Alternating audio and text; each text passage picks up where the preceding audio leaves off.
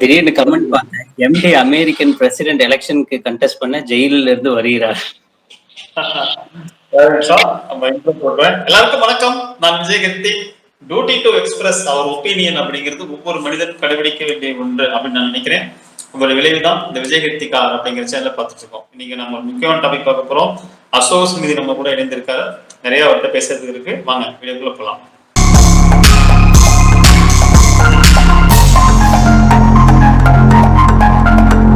அசோக், நீங்க உங்க பாஷையில சொல்லணும். வணக்கம், குட் ஈவினிங். உங்க பாஷையில சொல்லணும்னா தற்கொலை போட்ட வீடியோ பார்த்திருப்பீங்க. அதுல இருந்து நிறைய கேள்விகள். ஓகே, இது என்ன வெயில் வந்து புலி வருதுங்கிற கதையா? நாள்தோறும் ஏதோ ஒண்ணு வந்து சொல்லிட்டே இருக்கிறாங்க. என்ன புலி வந்த பட்ட காணுமே. அது இப்போ ஃபர்ஸ்ட் ஆகஸ்ட் 15 வந்து உங்க கூட சேர்ந்துதான் இண்டிபெண்டன்ஸ் டே சொல்லி, அடுத்து அதுக்கு முன்னாடியே ஆக்சுவலி வந்து பெயில வந்துருவாங்க அப்படின்னு சொல்லி சொன்னாங்க. அதுக்கப்புறம் ஆகஸ்ட் 15 ஆச்சு. அப்புறம் ஆகஸ்ட் 15 அந்த வாரத்துல போடும்போது இந்த மாதிரி அடுத்த வாரம் பெயில் பெட்டிஷன் போடுறாங்க. இந்த மாசம் கடைசிக்குள்ள 25க்குள்ள வந்துருவாரு. அப்புறம் இந்த மாசம் கடைசியாச்சு. இப்ப வந்து செப்டம்பர் 5. ஆனா இது மட்டும் சொன்னோம்னு வச்சுக்கோங்களேன், ஏத்துக்க மாட்டாங்க. ஓகேங்களா? அப்பதான் வந்து அசோக் ஸ்மிருதி சொல்லணும். இது இந்த ஏதோ ஒரு கேஸ், ஏதோ ஒரு விஷயம் ஒன்ன விட்டு அடிச்சு விட்டு போகட்டும். நோ சவுண்ட் வருதுங்க. No sound. Hello, sound clear இருக்குங்களா? இல்ல, எல்லாம் நோ சவுண்டுங்கிறாங்க. யார் சவுண்ட் கேட்கல? ஏன் சவுண்ட் கேட்கலையா? அசோக் சவுண்ட் கேட்கலையா?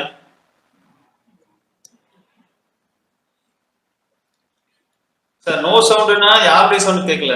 Sound clear. சவுண்ட் எல்லாம் கிளியரா கேக்குதுங்களா? கிளியர் சவுண்ட் கிளியர் தான் சொல்றாங்க. ஒருத்தர் தான் சவுண்ட் கிளியர் தான் சொல்றாங்க. Okay, both are audible. Okay, கேக்குது. Okay, thank you. சோ இதுல நம்ம 2-3 விஷயம் பேசணும். ஒண்ணு, இந்த பையன் கௌதம்க்கு ஒரு விஷயம் சொல்லணும். ஓகேங்களா? அந்த விஷயம் புரிதல் இல்லாம வந்து பேசிட்டு இருக்கான். அந்த பையனுக்கு வந்து ஒரு எக்ஸ்பிளனேஷன் கொடுக்கணும். ரெண்டாவது வந்து இதுக்கப்புறம் கேஸ் என்ன ஆகும்?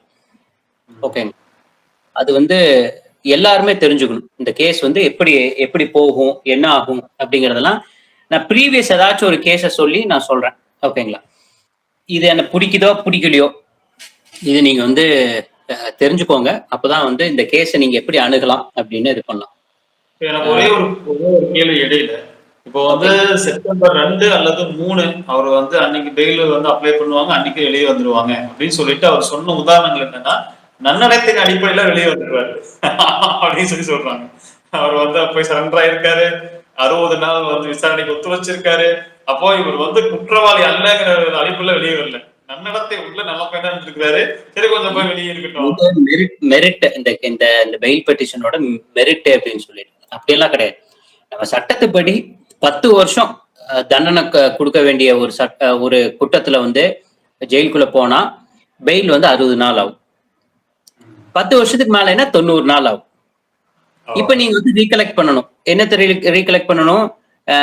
சத்யானந்த் உள்ள போகும்போது என்ன சொல்லிட்டு போனாரு? நான் 2 மாசத்துல வந்துடுவேன். எதனால அந்த தேதி சொல்றாங்க? அத்தனை பேருக்குமே தெரியும் 2 மாசம். ஆனா அப்ப 2 மாசம் சொல்லி போயிட்டாங்க. ஆனா அந்த 2 மாசம் வந்து மக்களை வந்து அமைதியா வச்சிருக்கணும். யாரும் கம்ப்ளைண்ட் கொடுத்துடக்கூடாது, எதுவும் பண்ணிடக்கூடாது. கம்ப்ளைண்ட் கொடுத்துட்டா என்ன ஆகுங்க? இதெல்லாம் கணக்கு வச்சு அங்க வந்து நீங்க பெயில் கேட்கும் போது காசு கட்டணும். ஓகேங்களா? இதுவே வரலினா கூட திடீர்னு வந்து ஒரு கண்டிஷன் போடலாம். அதாவது இவ்வளவு பணத்தை கட்டிட்டு போங்க அப்படின்னு கூட சொல்லலாம். அது வந்து முழுக்க மாண்புமிகு நீதிபதி கிட்ட தான் அதெல்லாம் இருக்குது. ஓகேங்களா? இவங்க கவுன்சில் என்ன வாதம் வைக்கிறாங்க அப்படிங்கறதெல்லாம் ஏன் இப்ப போட்டு திருப்பி நம்ம இது ஒரு ரிஸ்க் எடுக்கணும் அப்படின்னு சொல்லித்தான். ஏன்னா இப்ப கேட்டு உண்மையா பண்ணணும் அப்படின்னா இப்பவே வேணாலும் பெயில் கேட்கலாம். ஓகேங்களா? ஆனா எதுக்கு ரிஸ்க், எதுக்கு பிரச்சனை? கம்பெனி வந்து 1008 இது செகண்ட் பெயிலே வந்து விட்டு கிழிச்சு எடுத்திருக்கிறாங்க EOW. இப்ப போய் ஏதாவது ஒண்ணு கேட்டோம்னு வச்சுக்கோங்களேன், தேவையில்லாத பிரச்சனை. அதனால 60 நாள் உள்ள இருக்கட்டும் அப்படின்னு சொல்லிட்டா அந்த 60 நாள் கழிச்சு பெயில் அப்ளை பண்ணிக்கலாம் அப்படின்னு. இதைதான் நான் வந்து உங்ககிட்ட சொன்னேன் போன டைம் நம்ம பேசும்போது. இப்ப பெயில் அப்ளை பண்ணுவாங்க 20ஆம் தேதி, இந்த 15ஆம் தேதி பெயில் அப்ளை பண்ணுவாங்கன்னு எனக்கு இப்பவுமே கிடைக்கிறதுக்கு வாய்ப்பு இல்லை, எனக்கு நம்பிக்கை இல்லை அப்படின்னு தான் நான் உங்ககிட்ட சொன்னேன். அதுதான் இப்ப நான் வந்து நடந்திருக்குது. ஆனா இந்த ஆளை வச்சு, இந்த தற்கொலையை வச்சு அப்படியே தள்ளி போட்டு தள்ளி போட்டு தள்ளி போட்டு தள்ளி போட்டு மக்கள் அப்படியே அமைதியா 2 மாசம் அமைதியா வச்சுட்டாங்க. ஓகேங்களா? சோ இதுக்கப்புறம் என்ன பண்ணா, ரிட்டர்ன் ஆஃப் ப்ராப்பர்ட்டியில அக்கௌண்ட் ஃப்ரீஸ் பண்ணதெல்லாம் கேஸ் முடிஞ்சாலும் கிடைக்காது. அக்கௌண்ட்ல ஒரு மண்ணாங்கட்டியும் கிடையாது, அது வேற விஷயம். ஓகேங்களா? அதை தூக்கி அந்த சைடு வச்சிருங்க. அதுக்கு டிஎம்ஜின்ட்டுல ஒரு கேஸ், சதீஷ் டிஎம்ஜின்னு தான் நினைக்கிறேங்க. சதீஷ்ன்ட்டு ஒருத்தன் பாத்தீங்கன்னா காசு வந்து ஏமாத்தின கணக்கு பாத்தீங்கன்னா 38 கோடி ஏதோ இருந்துச்சு. பட் அவன் அக்கௌண்ட்ல 75 கோடி இருந்தது. அவன் போய் ரிட்டர்ன் ஆஃப் ப்ராப்பர்ட்டி கேட்டு கிட்டத்தட்ட சுப்ரீம் கோர்ட் மட்டும் போறான் அந்த காசு கேட்டு. ஓகேங்களா?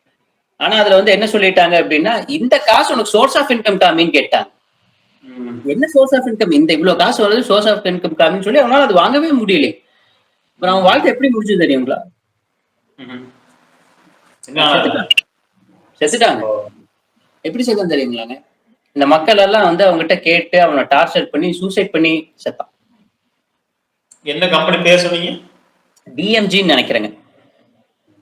சதீஷ் வந்து இப்படி ஏமாத்தி அப்புறம் மக்கள் வந்து அவனை டார்ச்சர் பண்ணி அதுக்கப்புறம் அவன் சூசைட் பண்ணி தான் செத்தான். ஆனா அந்த ரிட்டர்ன் ஆஃப் ப்ராப்பர்ட்டிக்கு அவன் வந்து சுப்ரீம் கோர்ட் மட்டும் போனான். ஓகேங்களா? கொடுக்க மாட்டாங்க. சோர்ஸ் ஆஃப் இன்கம் என்னன்னு கேட்பாங்க, உனக்கு எப்படி இந்த காசு வந்ததுன்னு கேட்பாங்க. ஓகே, ஸோ அது ஒண்ணு. ஸோ இந்த கேஸை பொறுத்த மட்டும் அக்கௌண்ட் ஃப்ரீஸ் பண்ணப்பட்டாலும், அக்கௌண்ட் ஃப்ரீஸ் ஆயிடுச்சுன்னா இனி வெளியே வந்து என்ன கதை அடிப்பானுங்கன்னா, அக்கௌண்ட் வந்து நான் உங்களுக்கு கொடுக்குற மாதிரி தான் இருந்தேன், அக்கௌண்ட்ல ஃப்ரீஸ் பண்ணிருந்தேன், நீங்க கோர்ட்ல கம்ப்ளைண்ட் கொடுத்தீங்கன்னா அப்புறம் இது தள்ளி போகும், ஏன்னா காசு கொடுக்க முடியாது, நான் கேஸ் இப்ப ஜெயிச்சு வந்துடுவேன், அப்ப ஜெயிச்சு வந்துடுவேன் அப்படின்னே இழுத்துட்டு வருவான். அப்படியே நம்ம கிட்ட கொஞ்சம் கொஞ்சமா வந்துட்டு இருப்பாங்க. இப்ப எப்படி முதல் கம்ப்ளைண்டே இல்லாம இருந்தாங்க, அப்புறம் கொஞ்சம் கொஞ்சமா கம்ப்ளைண்ட் கொடுக்க ஆரம்பிச்சாங்க. அப்புறம் ஒரு 10% அப்படியே இன்னொரு 2 மாசம் போச்சுன்னு வச்சுக்கோங்களேங்க, இதுல இன்னொரு 10%, 20% போய் கம்ப்ளைண்ட் கொடுப்பாங்க. அப்படியே இது போகும். நம்ம இதை ஸ்பீட் அப் பண்றதுக்கு நம்மளோட வேலைகள் செய்யணும். நம்ம வந்து இதுக்கு இந்த கேஸை வந்து எப்படி இது பண்ணிட்டு போகணுமோ அதை அந்த மாதிரி பண்ணிட்டு போகணும். We support my V3. Support பண்ண எனக்கு என்ன. ஓகே, அது ஒண்ணு. ரெண்டாவது வந்து இந்த கௌதமுக்கு சொல்லலாம். கௌதமுக்கு வந்து கௌதம் வந்து எங்க மேலேயும் குற்றம் அப்படின்னு சொல்லி, எங்க மேல என்ன குற்றம் போட முடியும்னா டிஃபமேஷன் கேஸ் போட முடியும். நாங்க பொய்யா அவதூறா ஏதாச்சும் சொல்லிட்டோம் அப்படின்னா நம்ம மேல வந்து டிஃபமேஷன் கேஸ் வந்து போட முடியும். இப்போ வந்து ஒரு டிஃபமேஷன் நோட்டீஸ், கேஸ் இன்னும் போடல, நோட்டீஸ் வந்து எனக்கு அனுப்பிச்சுட்டு இருக்கிறாங்க. என்ன நோட்டீஸ் அனுப்பிச்சுட்டு இருக்கிறாங்க? எது கம்பெனியை பத்தி நீ தப்பா பேசிட்ட அப்படின்னு சொல்லிட்டா கிடையாது. இல்ல, கொலை மிரட்டல் வந்து நாங்க விட்டோம்னு சொல்லிட்டு, அதாவது கொலை நாங்க முயற்சி பண்ணணும், நீங்க தப்பா அப்படின்னு சொல்லிட்டு அதுக்கு தான் டிஃபமேஷன் விட்டுருக்காங்களோ தவிர்த்து கம்பெனி நீ தப்பா பேசிட்ட அப்படிங்கறதெல்லாம் கிடையாது. எங்கத்துக்கு இது சொல்லி இருக்கிறாங்க? எங்க கம்பெனியை வந்து இப்படி உனக்கு கொலை முயற்சி செய்ய வரும்போது அதை வந்து நீ என் கூட லிங்க் பண்ணி எங்க கம்பெனி கூட லிங்க் பண்ணிட்ட, அதனால எங்களுக்கு பெரிய பாதிப்பு அப்படின்னு சொல்லியிருக்காங்களோ தவிர்த்து எங்கேயும் நல்ல கம்பெனி நீ தவறா சொல்லிட்டுன்ட்டு எடுக்கவே இல்லை. நீ வந்து இவ்வளவு கம்ப்ளைண்ட் கொடுத்துருக்கிற அப்படி அதெல்லாம் கிடையாது. கேஸ் வந்து அங்கேயே நிக்கல. கேஸ் எங்க பாயிண்ட் மெயினா வைக்கிறாங்க அப்படின்னா, இந்த கம்பெனி 4 வருஷமா நடந்துட்டு இருக்குதான், இப்பதான் 4வது வருஷமே தொடங்குறாங்க. நம்ம 2.5 வருஷத்துல இருந்து நம்ம வந்து இந்த கம்பெனி ஒரு வருஷமா நம்ம இது பண்ணிட்டு இருக்கிறோம், இந்த கம்பெனி குற்றம்னு சொல்லி. கம்பெனி கேஸ் எல்லாம் வந்து சுவமோட்டோவா. இன்னொரு பியூட்டி, இன்னைக்கு அந்த தற்கொலை வீடியோல வந்து சுவமோட்டோ ஒரு எக்ஸ்பிளனேஷன் கொடுத்தா பாத்தீங்களா? இத்தனை நாள் வந்து சுவமோட்டோவே என்னன்னு தெரியாத பேசுவேன், இன்னைக்கு சொல்றான் பாருங்க, போலீஸ் வந்து அவங்கதான் எடுத்திருக்கிறாங்க. தற்கொலை இதாண்டா அன்னையில இருந்து நான் சொல்லிட்டு இருக்கிறேன், நான் கம்ப்ளைண்ட் கொடுத்தேன், ஆனா போலீஸே வந்து சுவமோட்டோவை எடுத்திருக்கிறாங்க. அதுலயும் வளர்றான். EOWSI வந்து இது கேஸ் போட்டிருக்காங்க.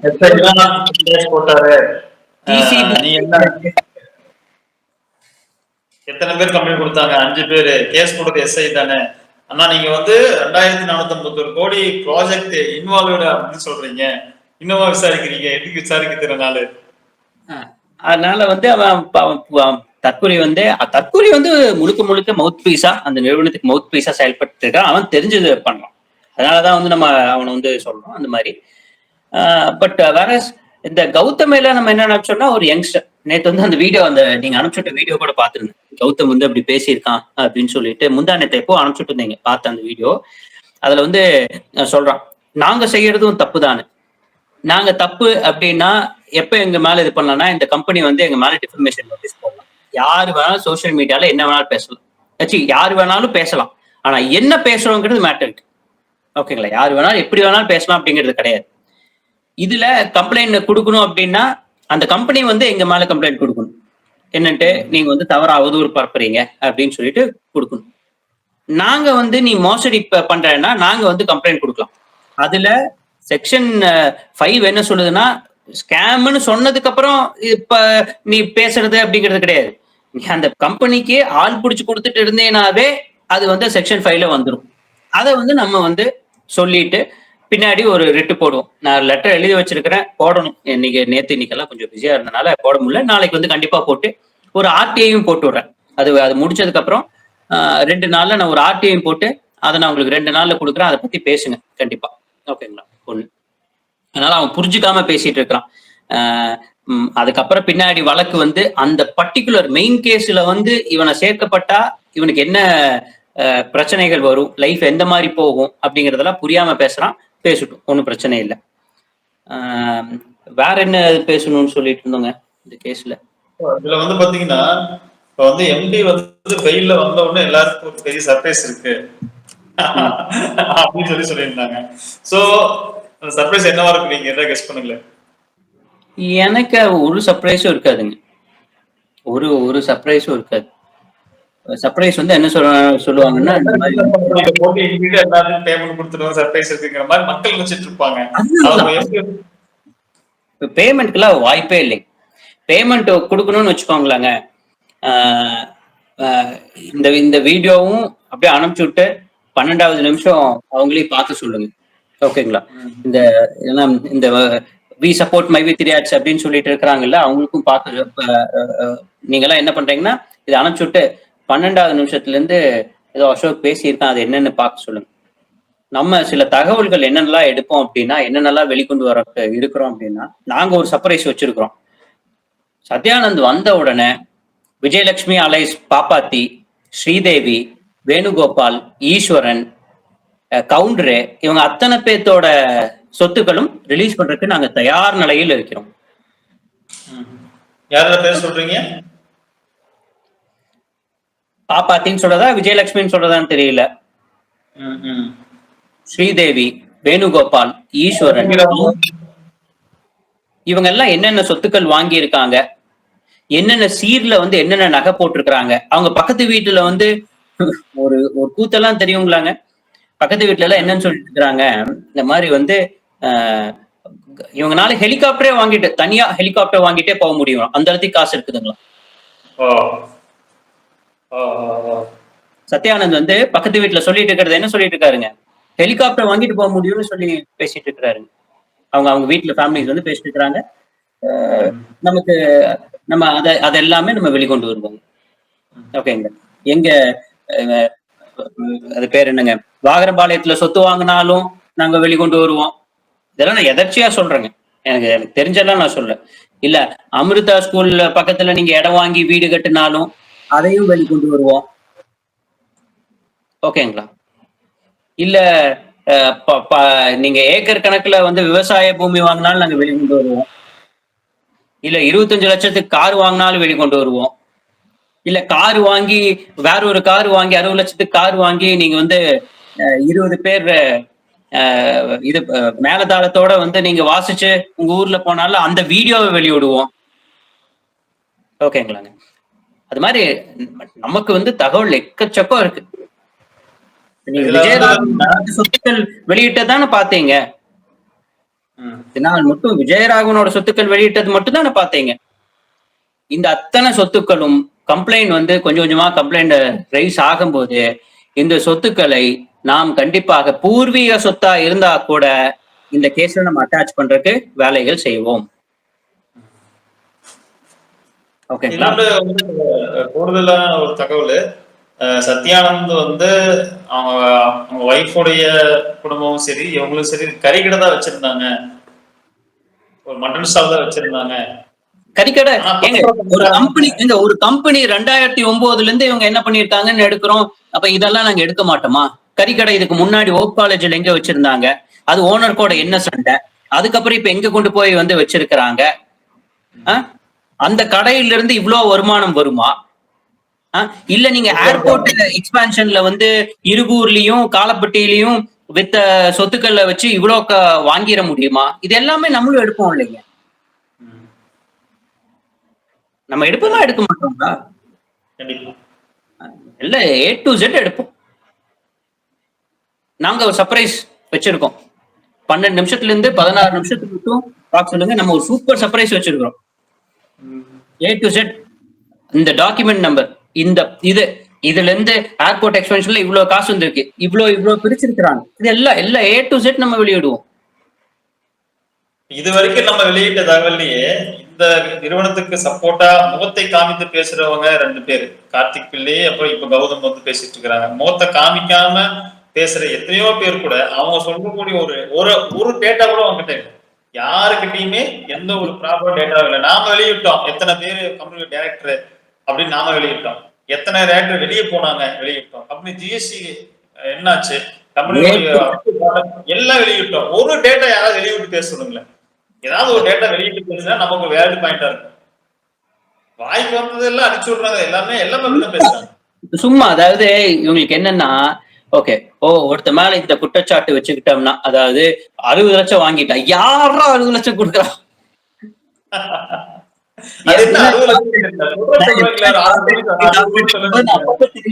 யாரா அந்த கார்பரேட் என் வக்கீல் தான் சொல்லிட்டு இருப்பேன்.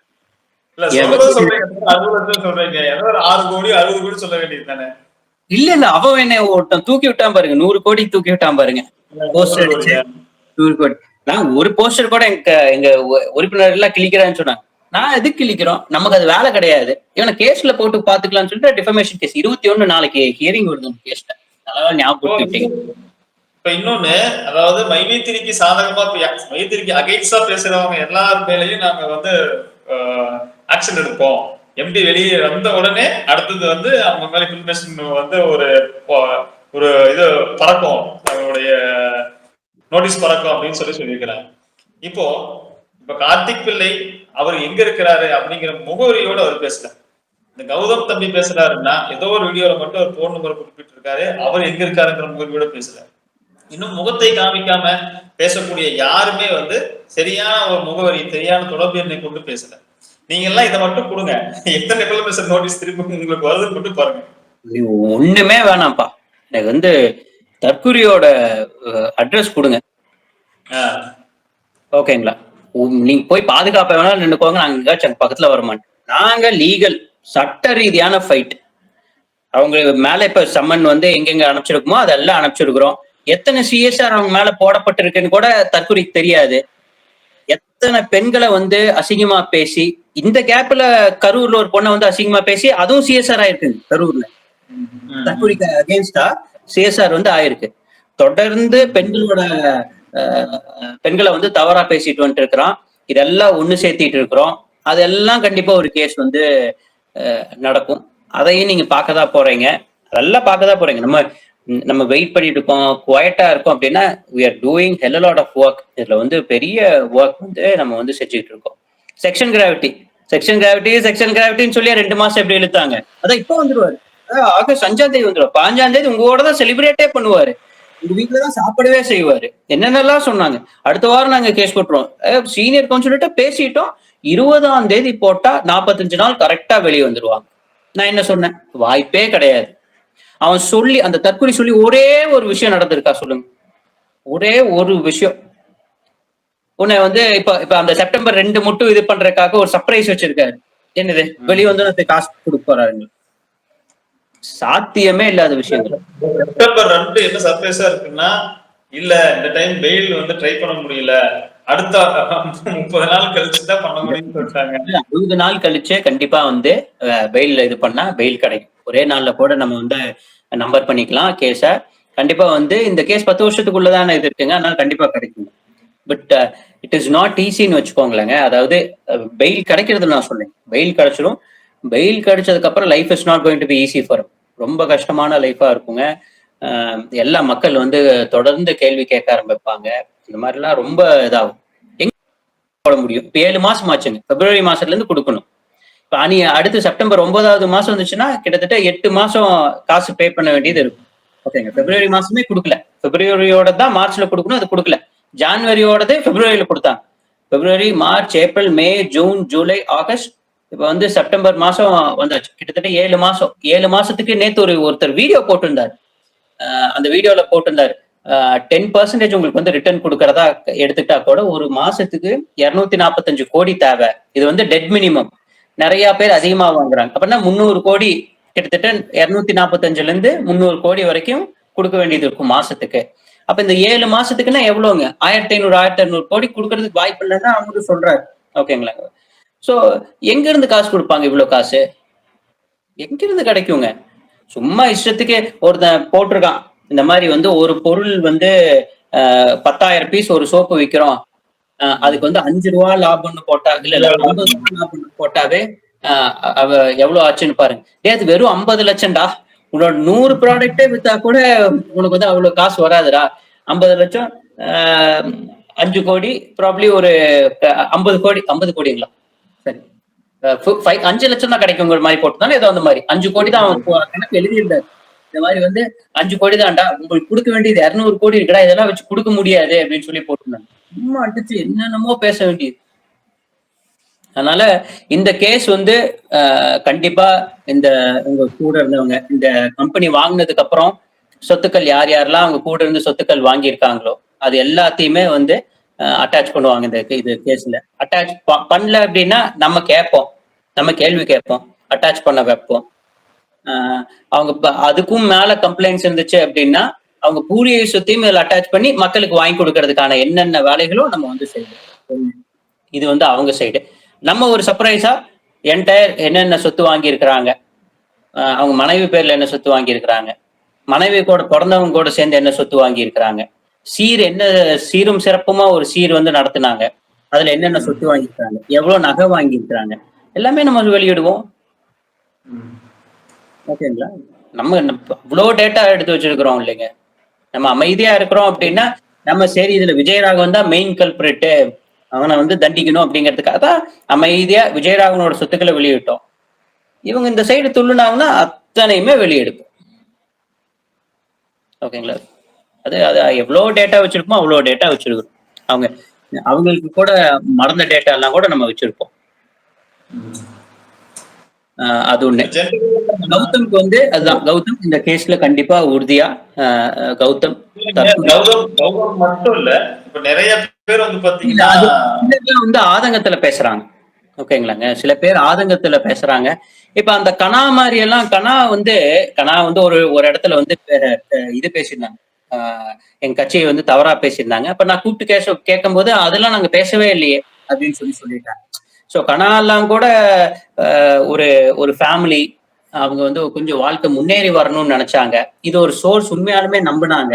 அந்த மாதிரி அவங்களுக்கு அவ்வளவு விவரம் இருந்து பண்ணியிருப்பாங்களா? உண்மையாலுமே ஏமாத்தணும் மக்களை, நான் சேர்த்தி விட்டு ஏமாத்தணும் அப்படிங்கிற நோக்கத்துல பண்ணியிருப்பாங்களா அப்படின்னு கேட்டா கிடையாது.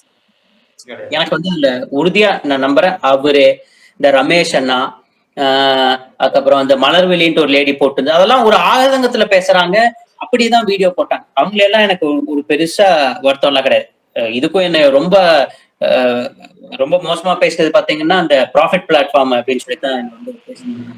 அவங்களே பெருசா அவங்க பொண்ணா பையனா தெரியல, எனக்கு வாய்ஸ் வச்சு. பட் அவங்களை கூட நான் அவ்வளவு தவறா நினைக்கல. அவங்க ஆதங்கத்துலதான் பேசிட்டு இருக்கிறாங்க. நம்ம மேல வந்து சும்மா ஒரு ஆதங்கத்துல ஏதோ ஒண்ணு போடணும்னு சொல்லிட்டு என்ன டேட்டா நம்மள மாதிரி டேட்டா எடுக்கிறாங்களா? அந்த மாதிரிலாம் டேட்டா எடுக்கல. நான் ஃபேஸ்புக்ல என்ன போட்டிருப்பேன், கமெண்ட்டை போட்டிருப்பேன், அதை உட்காந்து படிச்சுட்டு இருப்பான். அப்புறம் இப்ப சாட்டை என்ன வந்து எனக்காக பேசுறாங்கன்னா நான் போய் இந்த சாட்டை எண்ணட்ட கேட்பேன், ஐயோ சாட்டை என்ன எனக்கு போடுங்க அப்படின்னு சொல்லிட்டு.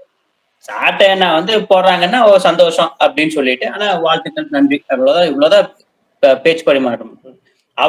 அவரோட வழக்குகள் ஏதோ ஒரு நியூஸ் சேனல் போட்டாங்கன்னா அவங்களோட ஏதோ ஒரு செய்தி எடுத்து போட்டு அந்த மாதிரி அதெல்லாம் எனக்கு ஒரு பிரச்சனையுமே கிடையாது. அதெல்லாம் ஒரு ஆதங்கத்துல போடுறாங்கன்னு விட்டுறலாம். பட் தெரிஞ்சு தவறு பண்றாங்க பாத்தீங்களா? வந்து கௌதம் வந்து அந்த வீடியோல என்னன்னு சொல்லியிருக்கான், நான் முதல்ல கூப்பிட்டு பேசணுங்களா? ஓகேங்களா? முதல்ல அவன் தான் வந்து நான் இந்த புகார் கொடுத்தவங்க கிட்ட 2 நிமிஷம் நான் பேச போறேன் அப்படின்னு சொல்லி கேட்டிருந்தான். அப்ப நம்ம சொன்னோம். நானே கூப்பிட்டு பேசினேன். அதுலலாம் எனக்கு மாற்றே இல்லை. நான் தான் கூப்பிட்டு பேசினேன். அதுக்கப்புறம் வந்து அவன் என்ன கேட்டான்னா, நான் ஆப்போசிட்ல இவங்களை போய் பார்த்து கேஸ் இது சத்யானந்த பார்த்து என்னால ஒரு இன்டர்வியூ எடுக்க முடியுமா? போய் நீ நினைக்கிற மாதிரி எல்லாம் இருக்காதுப்பா. ஜெயில நீ பார்க்க முடியும்னா, ஒரு சோஃபா 2 போட்டு வச்சிருப்பாங்க, வந்து உட்காந்து பேசிக்கோங்கன்னு சொல்லுவாங்களா? அப்படிலாம் இருக்காது. நீ போய் பார்க்க போறேன்னா நடுவுல ஒரு 2 கம்பி வலைகள் போட்டு இருப்பாங்க. ஒரு சைட்ல நிப்பாங்க, அவங்க நிப்பாங்க, ஒரு சைட்ல நீ நிப்ப. அங்க அத்தனை பேர் பார்க்க வருவாங்க. நீ அப்படியெல்லாம் இன்டர்வியூ எல்லாம் எடுக்க முடியாது. நீ வெளியே வந்ததுக்கு அப்புறம் வேணா போய் இன்டர்வியூ எடு, ஏதோ ஒண்ணு பண்ணு அப்படின்னு சொல்லிட்டு, இப்போ இதுல 3வது அவனுக்கு எக்ஸ்பிளைன் பண்ண. இதுல 2 பார்ட்டிஸ் மட்டும் இல்ல, 3வது பார்ட்டி இருக்கிறாங்க. அதுதான் வந்து அரசு அதிகாரிகள், இல்ல ரிட்டையர்ட் ஜட்ஜஸ் இருப்பாங்க, ரிட்டையர்ட் ஆபீசர்ஸ் இருப்பாங்க. அவங்கள நீ வந்து பேட்டி எடுத்து நீ மக்களுக்கு உண்மையை போடு.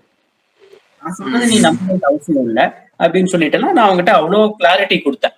உனக்கு அது அந்த மாதிரி வேணும்னா நான் இந்த அதிகாரிகள்கிட்டே கேட்கறேன், நீ போய் அவங்ககிட்ட கேள்விகள் சொல்லு, இப்படி என்னன்ட்டு ஒரு கேட்டு வந்து நீ உன் பாணியில சொல்லு அப்படின்னு சொல்லி சொன்னேன். அவன் அப்புறம் ஏதோ ஒரு லைவ் நான் கேட்டேன், நான் போடல அப்படின்னு ஒன்னு கோவிச்சுக்கிட்டு பண்ணேன். அவ்வளோ இம்மெச்சூர்டாவா நம்ம நடந்திருக்கோம். இந்த கேஸ்ல வந்து அவ்வளோ இம்மெச்சூர்டாவா நடந்திருக்கிறோம்.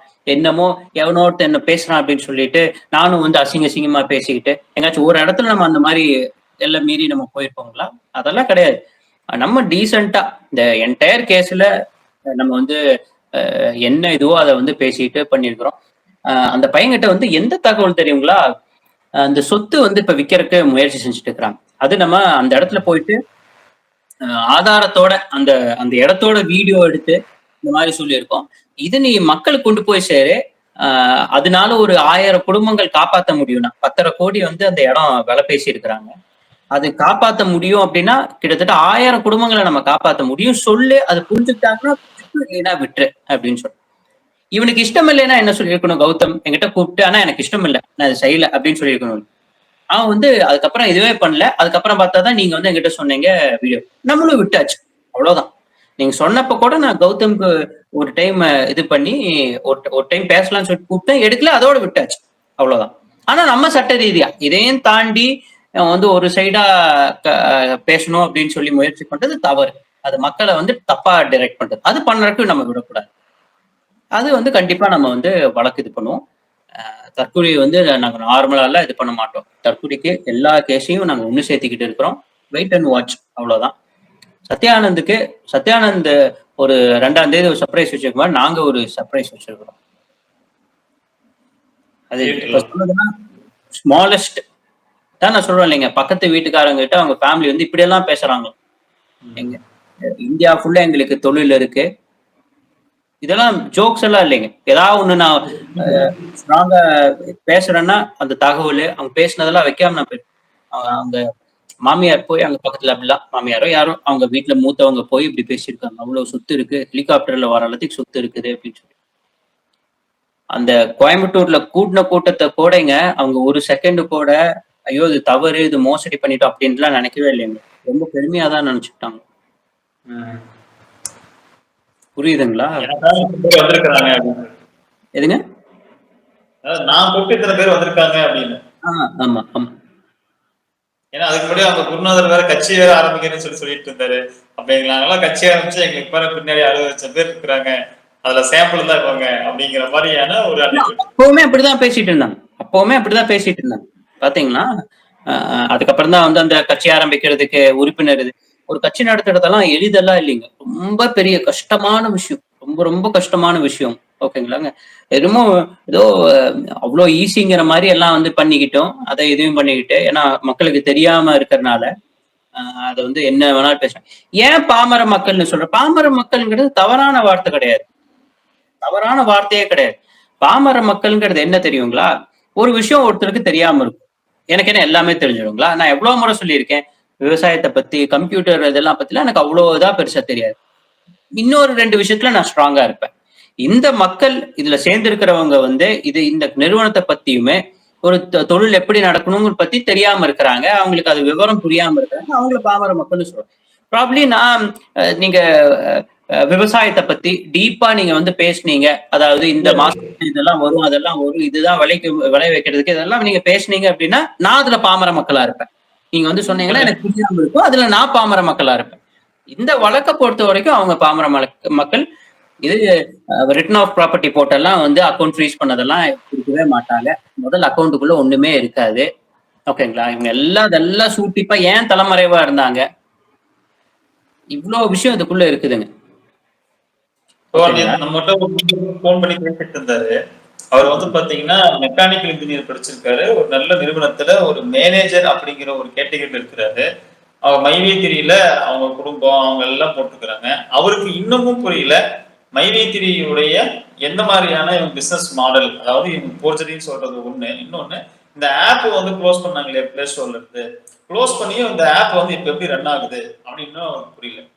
அவருக்கு வந்து ஒரு வெப்சைட் டெவலப்மெண்ட்னா என்ன, ஒரு ஆப் டெவலப்மெண்ட்னா என்ன, சர்வர்ல எப்படி லோட் ஆகுது, எப்படி ஹோஸ்டிங் பண்றாங்க, எப்படி இதெல்லாம் டொமைன் வாங்குறது, இதெல்லாம் அவருக்கு புரியல.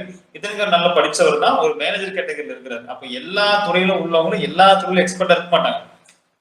அசோக் சொன்ன மாதிரி இப்ப எங்களுக்கு அக்ரிகல்ச்சர் பத்தி ஒண்ணுமே தெரியாது, ஏர்நாட்டிக்கல் இன்ஜினியரிங் பத்தி எனக்கு ஒன்றும் தெரியாது. எனக்கு என்னுடைய ஃபீல்ட்ல இருக்கக்கூடிய இது எனக்கு தெரியும். ஆனா ஒரு இங்கிலீஷே நம்ம எடுத்துட்டோம் அப்படின்னா ஒவ்வொரு துறையை பொறுத்து அவங்களுக்கு வந்து அங்க இருக்கக்கூடிய ஒக்காபுலரி எல்லாம் மாறும். இது மாதிரி எல்லாமே எல்லாத்துக்கும் தெரிஞ்சிருக்காது. இந்த பிசினஸ் இவங்க என்ன பண்றாங்க அப்படிங்கிறது தெரியாதவங்க யாருன்னா பாமர மக்கள் தான். அதைத்தான் நம்ம சொல்றோம் இல்லையா சார்? அதாங்க, யாரையுமே நம்ம இதுல யாரையுமே குறைவா பேசவே கிடையாது. நம்ம யதார்த்தத்தை வந்து சொல்றோம். யதார்த்தமா உட்காந்து லைவ்ல ஒரு ஒரு ஒன்ன ரெக்கார்ட் பண்ணி வச்சுக்கிட்டு அதுல எடிட்டிங் பண்ணி ஒரு வீடியோ போடவே கிடையாது. ஓகேங்களா? நம்ம வந்து லைவ்ல கேள்வி கேளுங்க, இது என்னன்னு சொல்றோம். நீங்க வழக்கு போடுறீங்களா, வழக்கு சந்திக்கிறதுக்கு நேற்று டிஃபமேஷன் நோட்டீஸ் போட்டோன்னு என்ன நம்ம சொன்னோம், அப்படியே பயந்துகிட்டு நம்ம போனோமா? டிஃபமேஷன் தான் நான் ஃபேஸ் பண்றேன், ஒரு பிரச்சனையும் கிடையாது. இல்ல தெரிஞ்சுதானே நம்ம இதுக்குள்ள வந்திருக்கிறோம். ஏன்னா ஒரு கேஸ் 2 கேஸா நம்ம பார்த்திருக்கோம், எத்தனை கேஸ் நம்ம பார்த்திருக்கோம். நியாயமா ஃபைட் பண்றோம், நல்ல விஷயத்துக்கு ஃபைட் பண்றோம். எதுக்காக பயப்படணும்? ஒண்ணுமே தேவை. அந்த டிஃபமேஷன் நோட்டீஸ்ல கேளுங்க, எங்க கம்பெனி இத்தனை நாள் 8வது மாசம் ஃபர்ஸ்ட் வீடியோ அது இந்த நியூஸ் சீ தமிழுங்களா, சீ தமிழ்ல பேசுறோம், அப்ப கொண்டு போய் டிஃபமேஷன் நோட்டீஸ் போட வேண்டியதானுங்க. அப்ப இருந்து இப்ப மட்டும் டிஃபமேஷன் நோட்டீஸ் எதுக்கு போட்டிருக்கிறாங்க? இந்த வந்து என்னை கொலை செய்ய முயற்சி செஞ்சதுங்க மைவேத்திரி ஹெச்கோட லிங்க் பண்ணி பேசுறேன், அதுக்காக டிஃபமேஷனா? அதையும் நான் ப்ரூவ் பண்றேன். கோர்ட்ல வந்து நாங்க சொல்றோம் என்ன, எங்க தரப்பு நியாயத்தை வைக்கிறோம். இது ஸ்கேமுங்கிறது எப்படிங்கிறது நாங்க ப்ரூவ் பண்றோம். ஒன்னும் பிரச்சனையே இல்லை. வேற ஏதாச்சும் நம்ம வீடியோ போடுறோம் இல்லைங்களா, இந்த வீடியோ எடுத்து இதுல இருந்து இப்ப இந்த வீடியோ வந்து நம்ம இது நம்மளுடைய சேனல்ல போடுறோம்.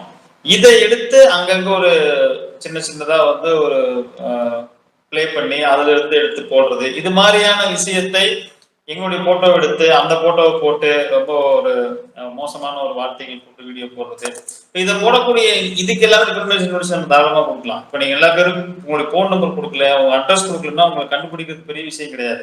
எல்லாருமே யூடியூப் சேனல்ல ஆரம்பிக்கிறோம் அப்படின்னா உங்களுடைய கான்டாக்ட் நம்பர், இமெயில் அட்ரஸ் கொரோனாவே ஒரு கான்டாக்ட் நம்பர் இருக்கும்.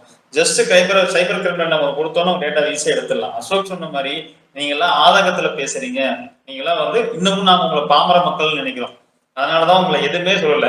ஏன்னா நீங்க பாமர மக்கள் என்ன பண்றது தெரியாம உங்களுடைய ஆதகத்தை கொட்டுறீங்க. ஆனா உங்களை வந்து பிளான் பண்ணி பின்னாடி ஒருத்தவங்க வந்து சூழ்ச்சி செஞ்சுதான் உங்களை எல்லாம் சிக்க வச்சிருக்காங்க அப்படிங்கறத நீங்க புரிஞ்சுக்கணுங்கிறதுக்காக இவ்வளவு பேர் நம்ம பேசுறோம். ஒரு மாசத்துல நான் அது ஒண்ணு சொல்றேங்க, ஒரு மாசத்துல இப்ப இப்ப இப்ப இவ்வளவு பேசிட்டு இருக்காங்க இல்லைங்க, இதுல 10% மக்கள் வந்து 10ல ஒரு 20% மக்கள் வந்து புரிஞ்சிருவாங்க ஒரே மாசம். இந்த 15ங்களா, அடுத்து இன்னைக்கு தேதி எனக்கு 20ங்களா, 15 நாள்ல வந்து கிட்டத்தட்ட ஒரு 10% வந்து டேர்ன் ஆயிடுவாங்க. ஓகேங்களா? டேர்ன் ஆகி வந்து சொல்லுவாங்க. இப்பவே நீங்க போய் பாருங்க, நமக்கு பாசிட்டிவான கமெண்ட்ஸ் எக்கச்சக்கம். நீங்க அந்த யாரெல்லாம் இந்த கம்பெனிக்கு போடுறாங்களோ அதுல போய் பாருங்க, நீட்டா படிச்சு எழுதுறவங்க எல்லாம் வந்து, நான் அந்த கௌதமோட கமெண்ட்ஸ் போய் நான் பார்த்தேன். ஒருத்தர்லாம் அவ்வளோ கிளீனா எக்ஸ்பிளைன் பண்ணியிருக்காரு. கௌதம், நீ வாழ்க்கையை ஒரு இங்கிலீஷ்ல ஒருத்தர் அவ்வளவு சூப்பரா போடுவான், நீ உன் வாழ்க்கையை வந்து தவறா கொண்டு போயிட்டு இருக்க. அசோக் வந்து அது தெரிஞ்ச அவன் டிஃபமேஷன், அவங்க லாயரு, அவன் பிராக்டிஸ் பண்ணணும்னு அவசியம் இல்லை. அதுல ஒருத்த வந்து கேட்டிருக்கான், லாயர்னா வந்து நீங்க வந்து இதுக்கு சொல்லுங்க, அவரோட என்ரோல்மெண்ட் நம்பர் சொல்லுங்க. லாயர்னா அவன் படிச்சிருக்கான், அவன் என்ரோல்மெண்ட் பண்ணணும்னு அவசியம் கிடையாது, அவன் வந்து இதுக்காக தான் பண்ணியிருக்கான், அதாவது அவன் சட்டத்தை தெரிஞ்சுக்கிறதுக்காக படிச்சிருக்கான். ஈவன் தென் அவன் லாயரு, அவனுக்கு என்ன பேசுறோங்கிறது தெரியும், என்ன இது பண்ணணும். ஏன் நம்ம வந்து ரொம்ப கேர்ஃபுல்லா பேசுறோம் அப்படின்னாங்க, நம்ம கோர்ட்டுக்கு அடுத்த டைம் போகும்போது you are a lawyer, judge கேப்பர், நீ லாயரு, நீ லீகல் ரெமெடி எல்லாம் நீ தேடணும், நீ எதுக்கு போயிட்டு நீ திரும்பி பேசுற அப்படின்னு சொல்லிட்டு கேட்பாங்க. அதனாலதான் நம்ம எல்லாமே கேர்ஃபுல்லா அவ்வளவு பக்குவமா பேசியிருக்கோம், எங்கேயுமே யாரையுமே தவறா பேசல, அந்த மாதிரி கொண்டு போயிருக்கோம். நம்ம டிஃபமேஷன் கேஸ் போட்டோம்னா அவங்க வந்து ஃபேஸ் பண்ணுவாங்க. நீ வந்து அது செக்ஷன் 5ல வந்து நீ கேஸ் ப்ரூவ் ஆனாதான் பண்ணணும்ட்டு அவசியம் இல்லை. நீ ஒரு ஸ்கேமுக்கு வந்து இதே பண்ணிட்டேனாவே அது தப்பு அப்படின்னு சொல்லி நம்ம லெட்டர் எழுதி இருக்கிறது. என்ன லெட்டர் எழுதி இருக்கோம்னா, போலீஸ் வந்து பிரஸ் நோட் வந்து கொடுத்துருக்காங்க. மே 5வது மாசம் 2ஆம் தேதியோ இல்ல 9ஆம் தேதியோ பிரஸ் நோட் கொடுத்துருக்காங்க. அதுல வந்து இந்த நிறுவனத்துக்கு ஆதரவா பேசி இதுல ஆள் சேர்க்கிறதெல்லாம் வந்து சட்டவிரோதமானது, மோசடியானதுன்னு சொல்லியிருக்காங்க. அதுக்கும் மீறி இவங்க வந்து பேசிட்டு இருக்காங்க. ஏன் இவங்க மேல நடவடிக்கை எடுக்கல? இப்போ இது புகார் ஆகி இதெல்லாம் EOW பொருளாதார குற்றப்பிரிவு வந்து வழக்கெடுத்து இவ்வளவு பேர்த்த வந்து இவ்வளவு மோசடின்னு சொன்னதுக்கு அப்புறம் இந்த நிறுவனத்துக்கு ஆள் பிடிக்கிற வேலையை செஞ்சுட்டு இருக்காங்க. இந்த நிறுவனத்துக்கு சாதகமா பேசுறாங்க. ஏன் நீங்க நடவடிக்கை எடுக்கல? செக்ஷன் 5 என்ன சொல்றாங்க இந்த பட்ஸ் ஆக்ட்ல அப்படின்னா, இவங்க இந்த மாதிரி இந்த கம்பெனிக்கு ஆதரவா பேசிக்கிட்டு, அதாவது மோசடி நிறுவனத்துக்கு, ஏதோ ஒரு கம்பெனிக்குங்கிறது இல்ல, மோசடி நிறுவனத்துக்கு, மோசடி செஞ்சுட்டு இருக்கிற நிறுவனத்துக்கு என்ன பேர்லயோ எப்படியாவது நீங்க அவங்களுக்கு ஆதரவா பேசிட்டு ஆள் பிடிக்கிற வேலை இது பண்ணிட்டு காசு இன்வெஸ்ட்மெண்ட் இழுத்துக்கிட்டு இருந்தீங்கன்னா அது சட்டப்படி குற்றம். அவங்களையும் இந்த வழக்குல சேர்த்தணும் அப்படிங்கறது அந்த சட்டம். இது முடிஞ்சதுக்கு அப்புறம் இல்ல, கோர்ட்டு சொன்னதுக்கு அப்புறம் கிடையாது. கோர்ட்டு சொல்லும் போது, கோர்ட்டு சொல்றதுக்கு முன்னாடியே நீ வந்து இதை பண்ணிக்கிட்டு இருந்தீங்கன்னா அது வழக்குல சேர்க்கப்படுவேன். அதுதான் நாங்க 3 பேர் ரொம்ப தீவிரமா சொல்றது என்னன்னா, V3 தோழமைகள்னால இது எல்லாத்துக்கும் தொடக்கம் V3 தோழமை.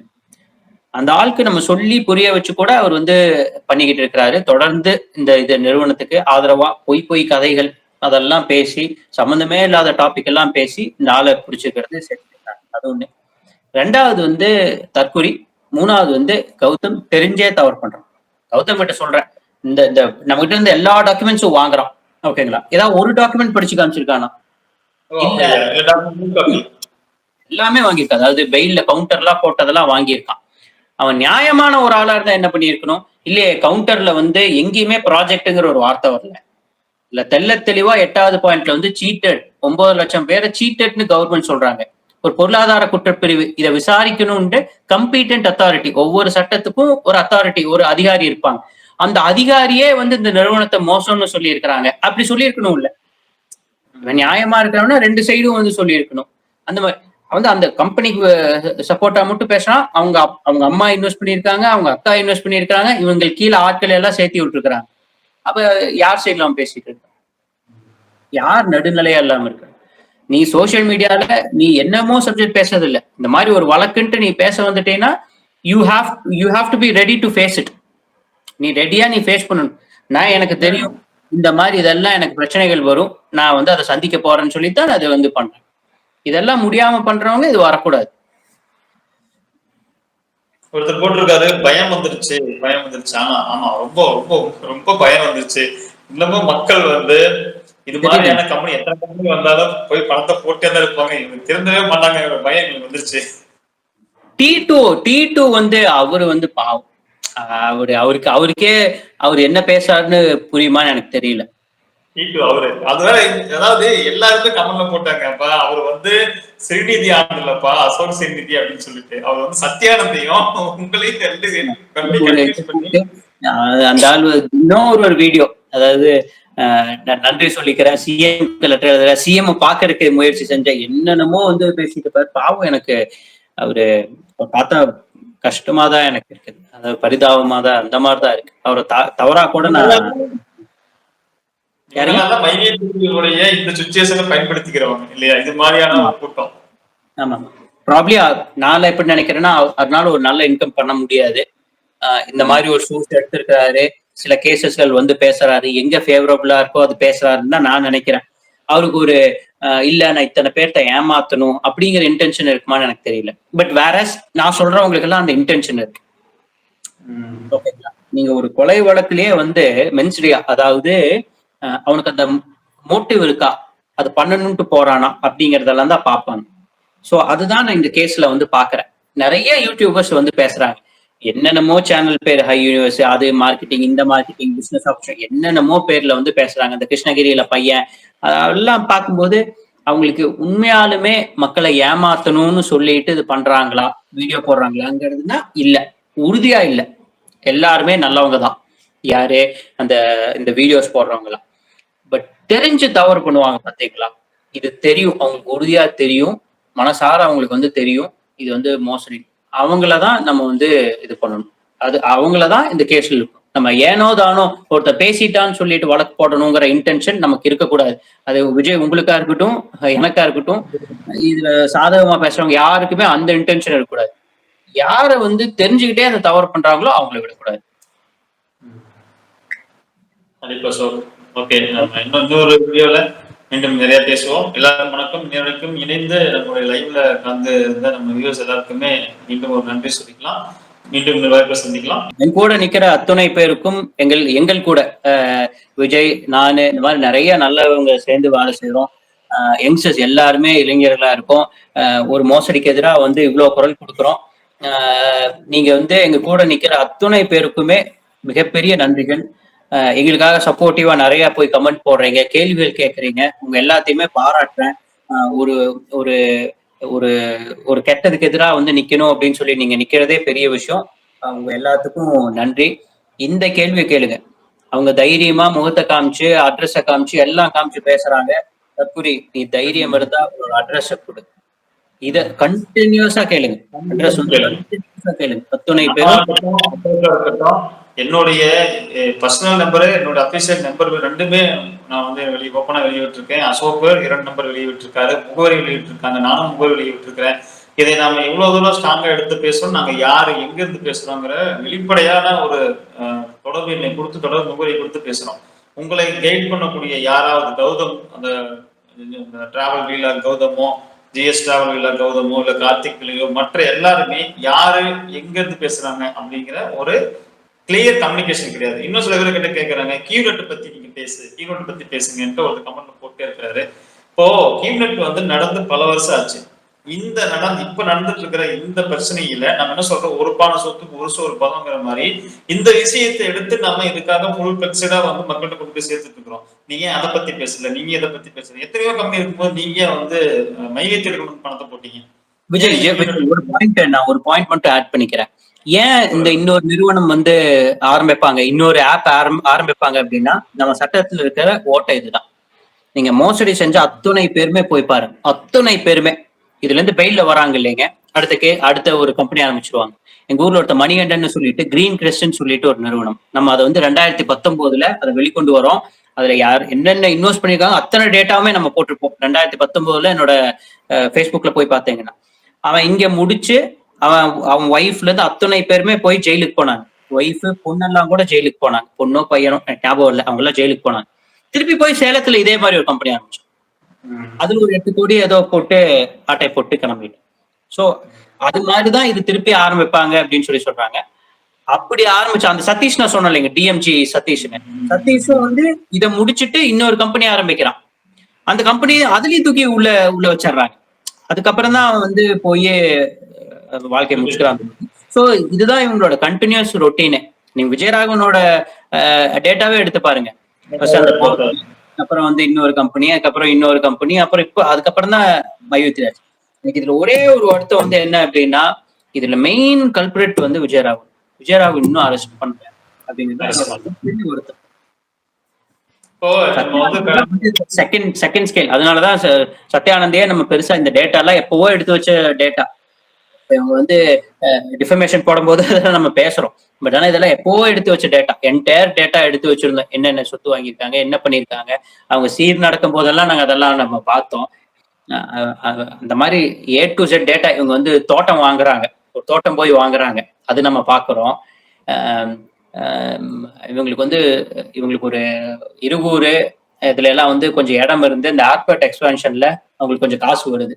ஓகேங்களா, அதெல்லாமே நம்ம பாக்குறோம். பட் ஆனா என்ன நம்ம வெயிட் பண்ணிக்கிட்டு இருந்தது என்னன்னா, இதோட மெயின் கல்பிரேட் வந்து விஜயராகவன் தான் இதோட மாஸ்டர் மைண்ட் அப்படின்னு சொல்லிட்டு. அவங்க பின்னாடி யாராச்சும் இருக்கலாம், ஒரு பெரிய தொகையை ஒரு ஏதாவது ஒரு அரசியல்வாதிக்கோ ஏதோ ஒரு பெரும் புள்ளிக்கோ கொடுத்துக்கிட்டு இருக்கலாம்.